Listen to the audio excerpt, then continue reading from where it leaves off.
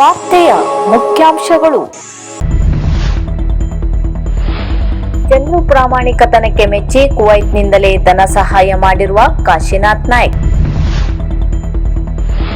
ಮೃತ ವಿದ್ಯಾರ್ಥಿಯ ಮನೆಗೆ ಭೇಟಿ ನೀಡಿ ಕುಟುಂಬಸ್ಥರಿಗೆ ಸಾಂತ್ವನ ಹೇಳಿ ಕಂಬನಿ ಮಿಡಿದ ಶಾಸಕ ಭೀಮಣ್ಣ ಟಿ ನಾಯ್ಕ್.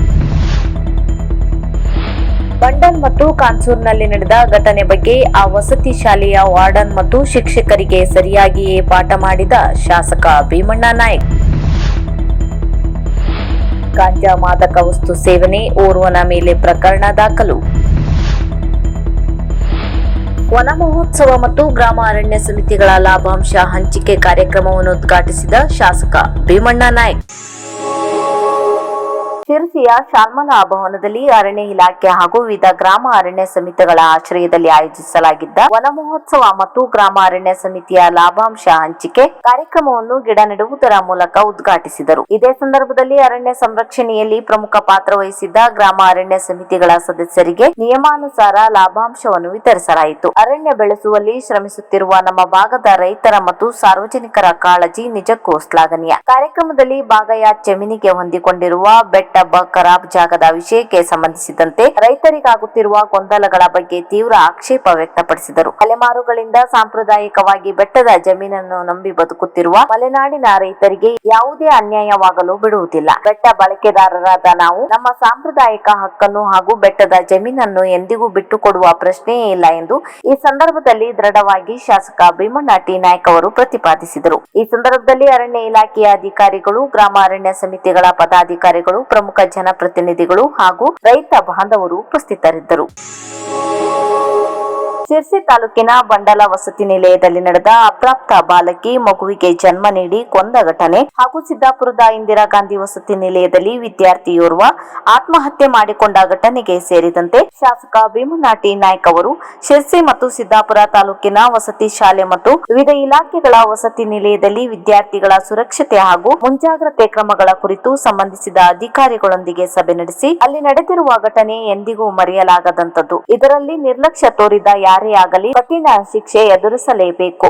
ಇದಕ್ಕೆ ಪೊಲೀಸ್ ಇಲಾಖೆಯಿಂದ ಕಟ್ಟುನಿಟ್ಟಿನ ತನಿಖೆ ಆಗಬೇಕು ಎಂದು ಶಾಸಕರು ತಿಳಿಸಿದರು. ಸಭೆಯಲ್ಲಿ ಎಸಿ ಚಂದ್ರಶೇಖರ್ ಆರ್ಜೆ, ತಹಸೀಲ್ದಾರ್ ಪುಟ್ಟರಾಜ್ ಗೌಡ್ರು, ಡಿವೈಎಸ್ಪಿ ಗೀತಾ ಪಾಟೀಲ್, ಸಿಪಿಐ ಸಂಪತ್ ಕುಮಾರ್, ಪೌರಾಯುಕ್ತರಾದ ಪ್ರಕಾಶ್ ಚನ್ನಪ್ಪನವರ್, ಗ್ಯಾರಂಟಿ ಸಮಿತಿ ಅಧ್ಯಕ್ಷೆ ಸುಮಾ ಉಗ್ರಾಣ್ಕರ್ ಇತರರು ಭಾಗವಹಿಸಿದರು.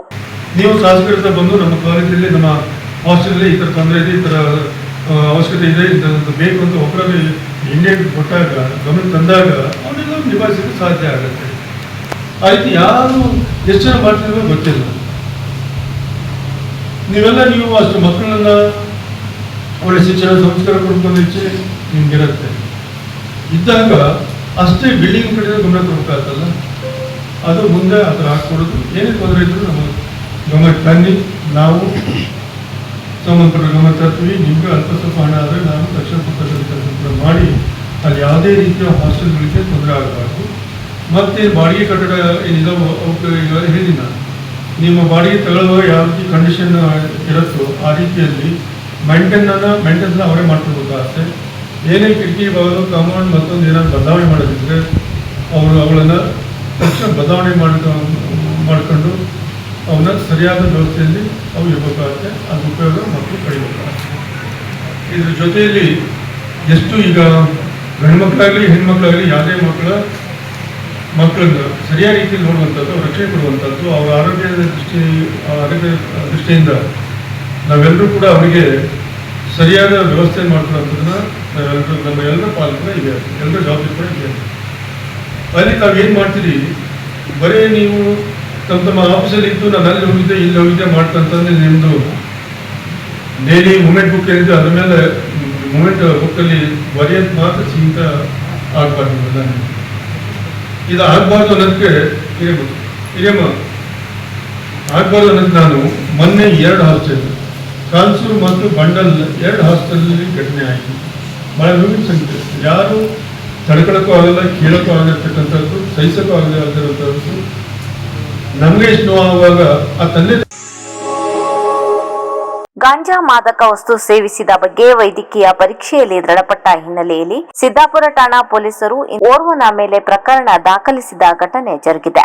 ಅಹಮದ್ ಆಸಿಫ್ ತಂದೆ ನಜೀರ್ ಸಾಬ್ ಹಂಚಿನಕೆರೆ ಶಿರ್ಸಿ ಈತನು ಸಿದ್ದಾಪುರದ ಎಂಜಿಸಿ ಕಾಲೇಜ್ ಹತ್ತಿರ ಅನುಮಾನಾಸ್ಪದವಾಗಿ ಸಿಕ್ಕವನಿಗೆ ಗಾಂಜಾ ಅಮಲು ಪದಾರ್ಥ ಸೇವನೆ ಮಾಡಿರುವ ಸಂಶಯದ ಮೇಲೆ ವಶಕ್ಕೆ ಪಡೆದು ಸಿದ್ದಾಪುರದ ಸಾರ್ವಜನಿಕ ಆಸ್ಪತ್ರೆಯಲ್ಲಿ ವೈದ್ಯಕೀಯ ಪರೀಕ್ಷೆಗೆ ಒಳಪಡಿಸಲಾಗಿತ್ತು. ಗಾಂಜಾ ಸೇವನೆ ಮಾಡಿರುವುದು ದೃಢಪಟ್ಟಿದ್ದರಿಂದ ಸಿದ್ದಾಪುರ ಪೊಲೀಸ್ ಠಾಣೆಯಲ್ಲಿ ಪ್ರಕರಣ ದಾಖಲಾಗಿದೆ. ಉತ್ತರ ಕನ್ನಡ ಜಿಲ್ಲಾ ಪೊಲೀಸ್ ವರಿಷ್ಠಾಧಿಕಾರಿಗಳಾದ ದೀಪನ್ ಎಂಎನ್ ಐಪಿಎಸ್, ಹೆಚ್ಚುವರಿ ಪೊಲೀಸ್ ಅಧೀಕ್ಷಕರಾದ ಜಿ ಕೃಷ್ಣಮೂರ್ತಿ ಹಾಗೂ ಶಿರ್ಸಿ ಉಪವಿಭಾಗದ ಡಿಎಸ್ಪಿ ಗೀತಾ ಪಾಟೀಲ್, ಪೊಲೀಸ್ ನಿರೀಕ್ಷಕರಾದ ಸೀತಾರಾಮ್ ಜೆಬಿ ಅವರ ಮಾರ್ಗದರ್ಶನದಲ್ಲಿ ಸಿದ್ದಾಪುರ ಪೊಲೀಸ್ ಠಾಣಾ ತನಿಖಾ ವಿಭಾಗದ ಪಿಎಸ್ಐ ನಾಗಪ್ಪ ಬಿ ಅವರ ನೇತೃತ್ವದಲ್ಲಿ ಸಿಬ್ಬಂದಿಗಳಾದ ರಮೇಶ್ ಕೊಡಲ, ಸುನಿಲ್ ಲಮಾಣಿ, ರಾಘವೇಂದ್ರ ನಾಯ್ಕ್, ಶಶಿ ನಾಯ್ಕ್, ವಿನಾಯಕ್ ಗೌಡ, ವೀರೇಶ್ ಚಲವಾದಿ ಅವರು ಕಾರ್ಯಾಚರಣೆಯಲ್ಲಿ ಭಾಗವಹಿಸಿದರು.